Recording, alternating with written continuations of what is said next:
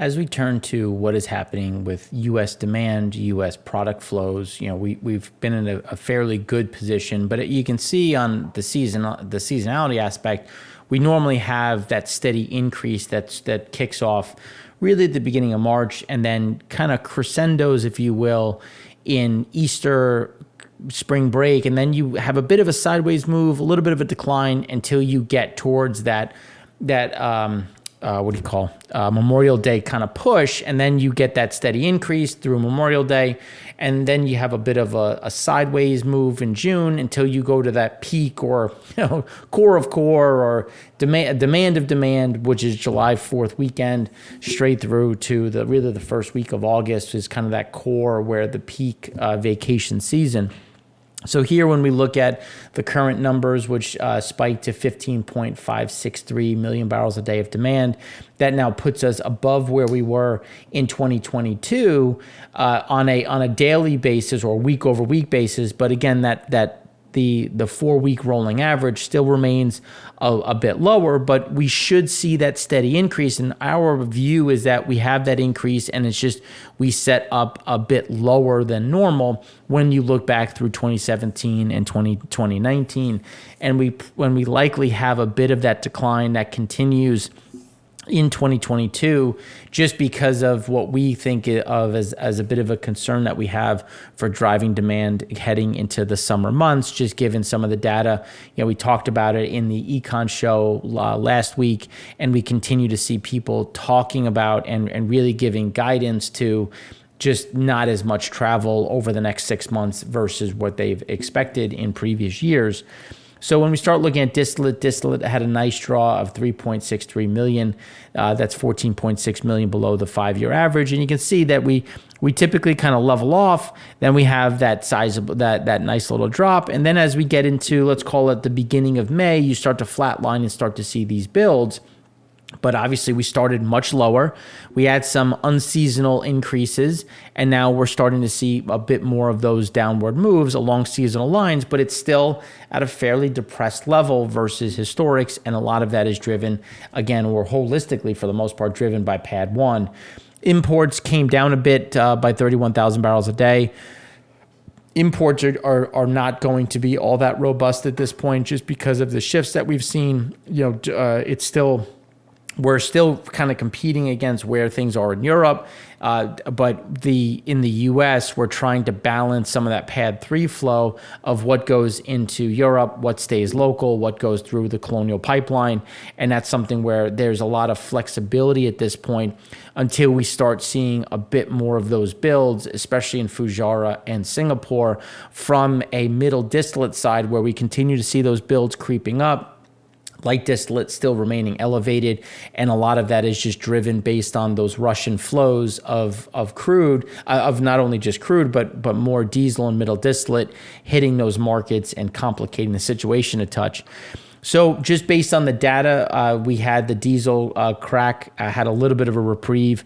You could see that it's been steadily going down. And we've talked about that 30 number, $30 is kind of that pivotal, very important figure, because if you start breaking below that, you're going to start to see a lot of pressure come into crack spreads. And that's going to be an important one to watch. So you can see we're still elevated from looking at 2018 through 2021. It's just as you see that pressure mount, and it's going to come down to where is demand.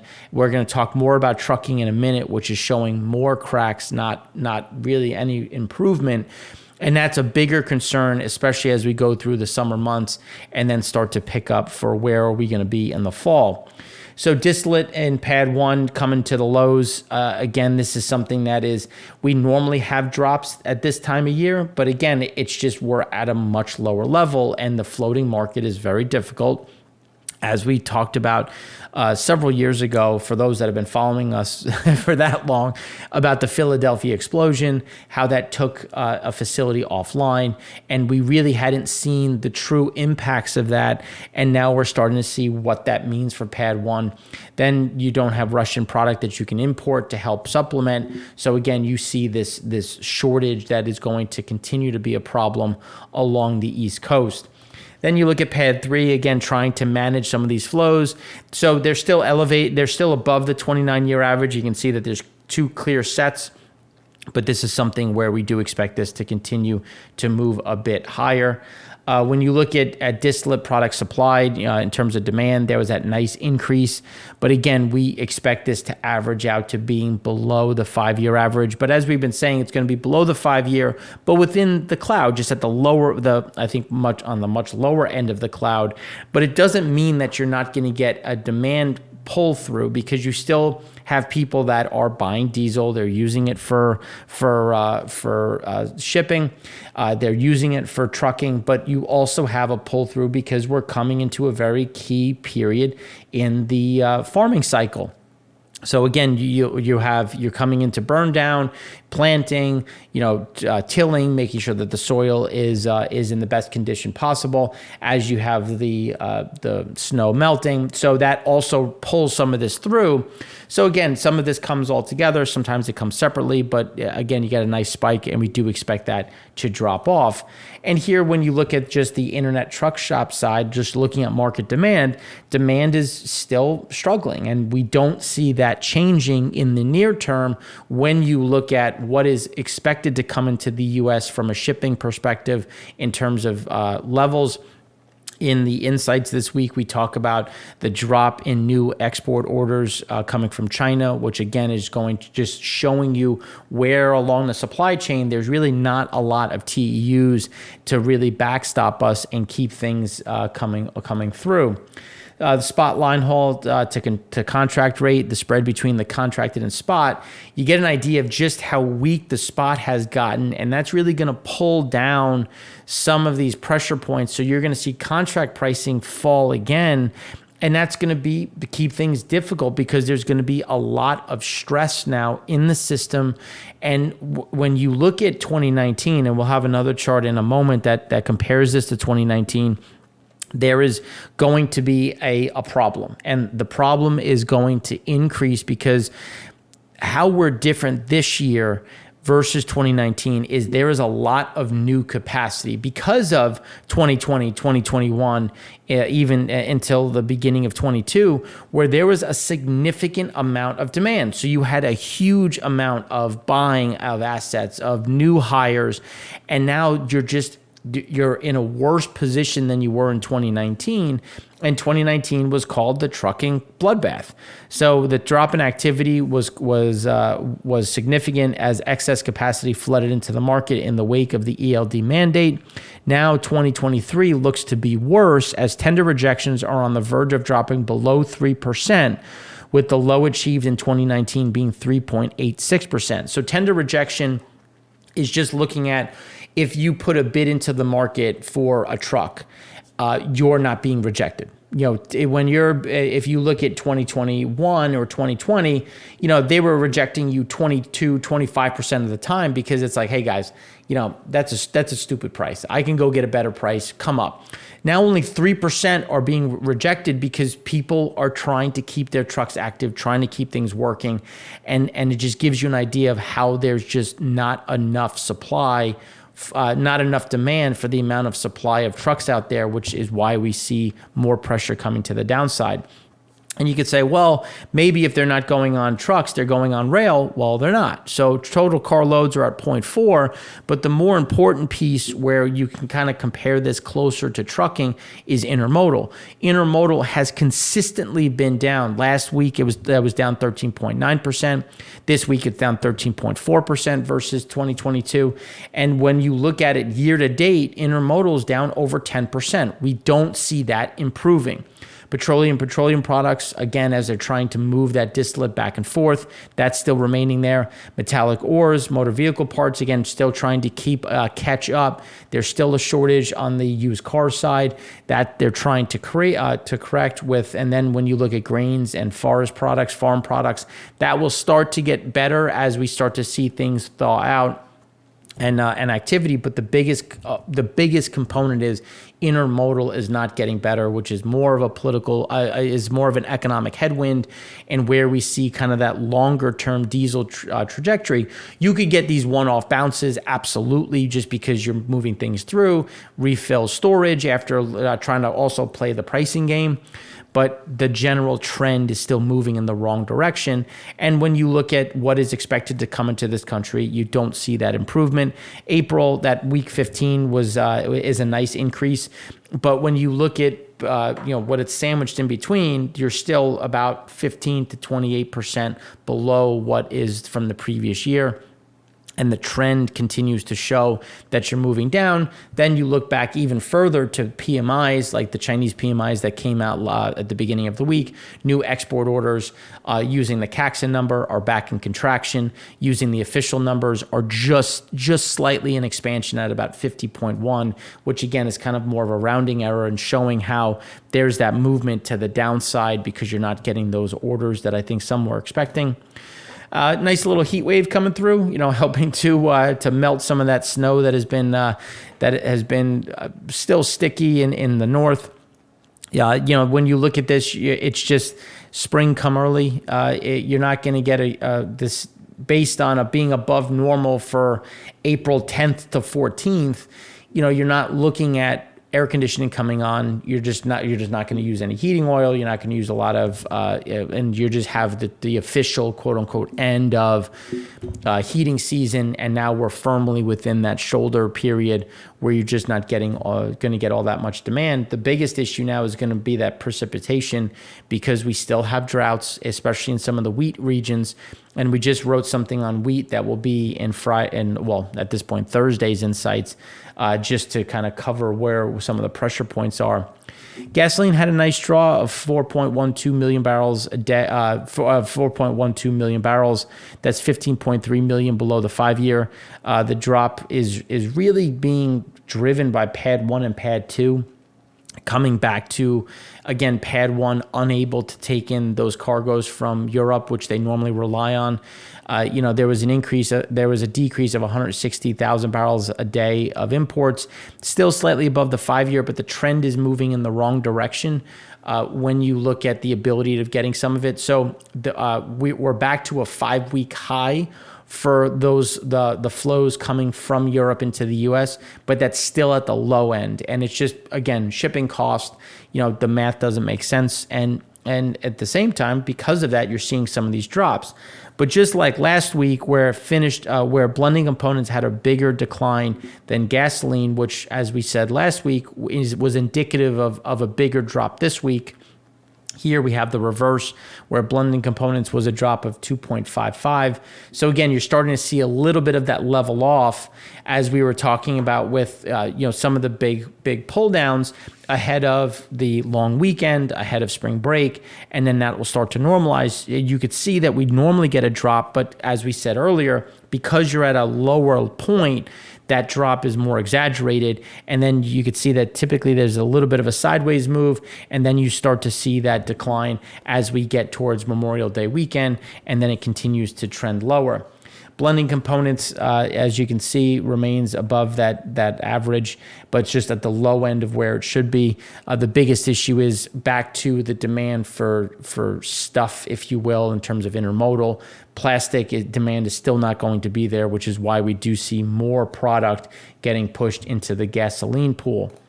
Now, when we look at activity, it's a little bit, it's more bullish when you look at just congestion levels. So Asia Pacific, about 10% below average. Europe starting to turn a bit better following the end to some of the strikes, some of the protests, so a bit moving around. And then North America starting to see a bit of that grind higher.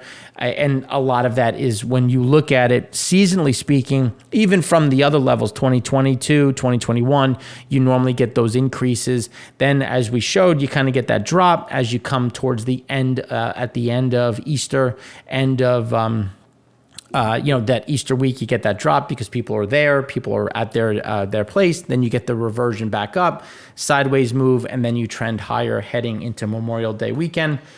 This is the biggest change, which we've been highlighting, people thought we were crazy, which, I mean, maybe we are crazy, who knows? When you look at how adults are going to work and how employment is going to look. So in January of 2022, 27% of the people were remote. In January 2023, 23% were remote, 63% were in person. When you look at the preferential setup, you can see that not as many people want to be remote. More people want hybrid. And that is something that we continue to see bleeding into the market a bit. And you saw a bit of an increase in January of 2023, and we've actually seen that widen out a touch, not by any means a big way, but you're starting to see some of that eke back out. And that change is really what we're seeing when you compare that back to pre-COVID, that all of those things were much different, and about 20% more was in the in-person side. And that's where even after a full year of really limited COVID or no COVID fear, depending on who you are or the average, you only had an additional 3% going in person. And that's some of that stickiness. And now not only corporates, but also people would prefer more of that hybrid schedule, which is becoming a bit more common. Now, when we look at pricing, you can see that gasoline prices picked up again. There's two pieces to that. One, you're firmly now in summer driving blends, which is more expensive. So again, that's going to keep prices a bit elevated. But you still have, now you have what OPEC did, pricing going back up. That's going to support some of those gasoline prices in the near term until what we think is you're going to get a bit more of a disappointment as we go into May in terms of some of the buying, some of the driving, and that's going to push us a bit lower. But in the meantime, prices are going to remain elevated. Diesel continues to trend back down, closing that gap that exists, but you can see it's still elevated. But just given the weakness we're seeing in shipping, the pretty much the end of heating oil season, you're going to continue to see prices moving down. When we look at gasoline demand, you can see that we had those two nice increases. Typically, you get one smaller increase and a big increase heading into Easter. Here we had two sizable ones moving us back to the highs. But remember, Easter's a bit early. So if you shift it over just a touch, you can see that this is very normal given seasonal norms when you look back to where we were. So again, that nice increase and then that steady drop. And then as we get that drop, again, it's not going to be a full erase of where we were. We're not going back to 8.2 million barrels a day. It's going to go from that 9.2 back to maybe overshoot it a bit to about 8.5, but really start to settle out at that 8.7, 8.8, and then move to where we think we're going to be or average out for the summer of about 9.1, which is about 600 to 800,000 barrels a day below what is deemed normal between that 17 to 19 period. Now, when we look at propane, small draw, 530,000 barrels, again, still 13.1 million above the 5-year. It's going to continue. Exports are going to stay robust because pricing is advantaged. But again, we're not seeing a huge increase in demand domestically, especially at the end of winter. Jet stocks had a small draw of 230,000 barrels. That's just 0.6 below the 5-year. And then when you look at demand, again, we've been saying 1.45, 1.55. Nice spike as, again, you get that jet pulled in ahead of the increase in flows.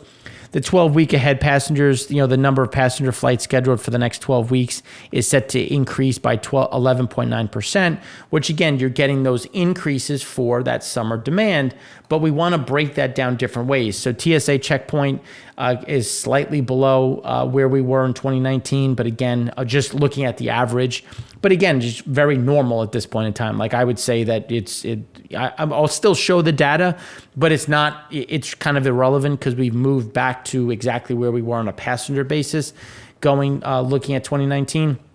The Euro area still stays about 11 to 12% below normal. That could very well just be the new normal. Time will tell. But the flight cancellations has been picking up steam. And I don't know if you've seen it. I might just see it because I'm in New York. But a lot of the big three have started canceling flights coming from the New York area. That's JFK, LaGuardia, Newark. And you're starting to see a little bit of that reduction. But again, not a huge amount, but you're starting to see a little bit of that drop down. It's a mixture of demand as well as trying to address some delay issues. But again, you've seen some of those decreases, which is to come back to, because obviously the jets are the ones that consume the fuel. They're trying to pack the plane, sell out every seat, while doing it with less planes, less people. And that, again, is why, even though we're having TSA passengers at normal levels, it's on less flights. And then those flights are a bit more efficient just because they're newer planes, newer engines, more fuel efficiency. So that's why we feel comfortable still in our range of demand for jet fuel. TSA passengers, as we said, kind of leveling off, which is what we showed earlier. So that's what we have for you on the demand side, especially on the products front. In the next segment, we're going to go deeper into OPEC Plus. What are some of those? What are some of the nuances of the deal, or what has yet to be explained? So there's definitely more interesting things to come, which we'll cover in segment 3.